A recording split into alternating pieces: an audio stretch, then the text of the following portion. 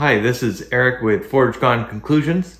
Today we're going to be repurposing some diamonds and transforming it into a necklace.